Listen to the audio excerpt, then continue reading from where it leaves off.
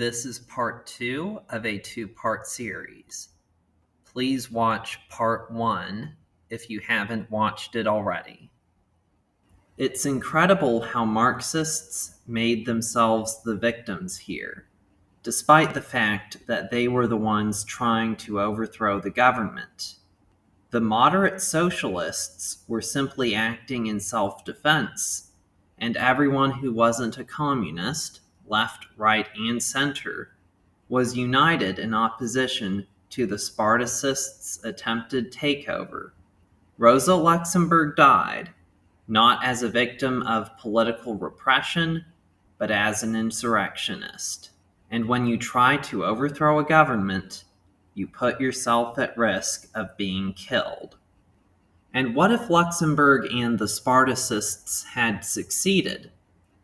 Her vision for Germany was one where there was democracy, but one where her enemies weren't allowed to participate, which kind of defeats the purpose of democracy. The Spartacists really loved seizing newspaper offices too, so I don't think freedom of the press was going to be a thing. There wouldn't even be freedom for moderate leftists, to say nothing of centrists or conservatives. It wouldn't have been much different than the Bolshevik Revolution in Russia, another revolution where social democrats were overthrown by communists. By the way, Rosa Luxemburg helped found the German Communist Party, which would later end up ruling over East Germany. They honored her legacy by naming streets after her. I named this video The Myth of Rosa Luxemburg for a reason. Her memory has been a powerful tool for the far left for over 100 years. Vladimir Lenin gave a tribute to Luxemburg and Liebknecht at the opening of the Third International, an international congress of communist parties, in March 1919. The biggest myth that has emerged from the life of Rosa Luxemburg is that Rosa Luxemburg was betrayed by the Social Democrats when they got fascists to kill her. And the lesson you're supposed to get from this is that the far left are the only people who will fight against fascism. This is what Redditors and breadtubers unironically believe. It's also what Antifa believes.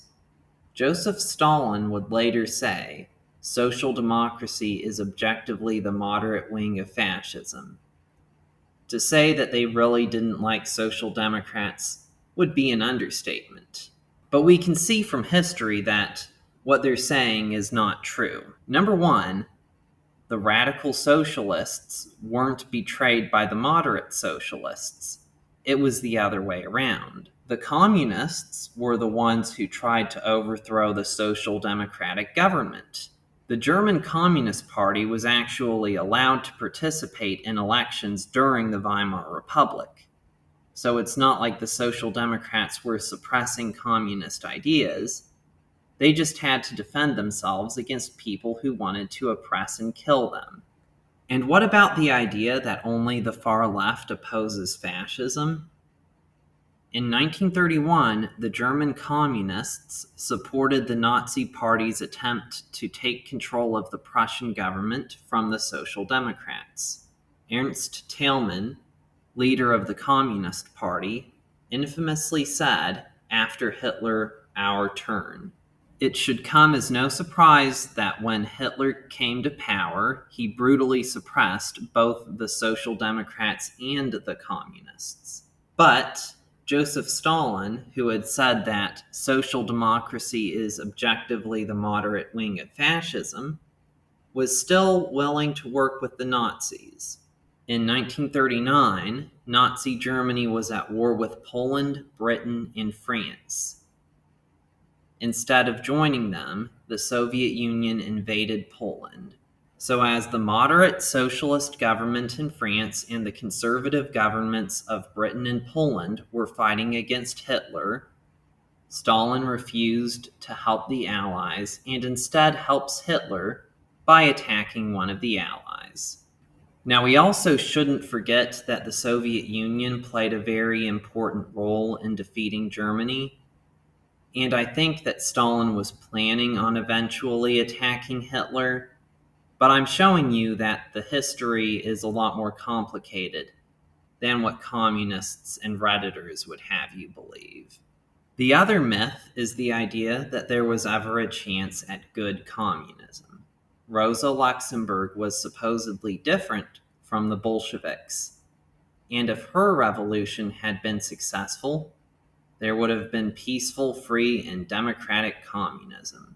But it's a common Marxist tactic to claim that you support freedom while you're out of power, and then get rid of freedom when you take power. There's a popular quote that describes this phenomenon very well. It's from the Dune series, but it applies to Marxism too. When I am weaker than you, I ask you for freedom because that is according to your principles. When I am stronger than you, I take away your freedom because that is according to my principles. For all of Rosa Luxemburg's talk of democracy, you have to remember that pretty much every communist regime has claimed to be a democracy of some sort. North Korea has democratic in its country's name. I can quote mine other communists to make them sound like friends of liberty too. Look, Leon Trotsky said, communism needs democracy like the human body needs oxygen. Even Joseph Stalin claimed that the Soviet Union was democratic. To the not real communism crowd, every successful revolution, like Russia or China, was not real communism. But every failed communist revolution, like Germany and Spain, would have been real communism if it had succeeded. Make with that what you will. As an addendum, I'd like to point out that Friedrich Ebert, the leader of the moderate socialists, was a working man in his youth, working as a saddle maker.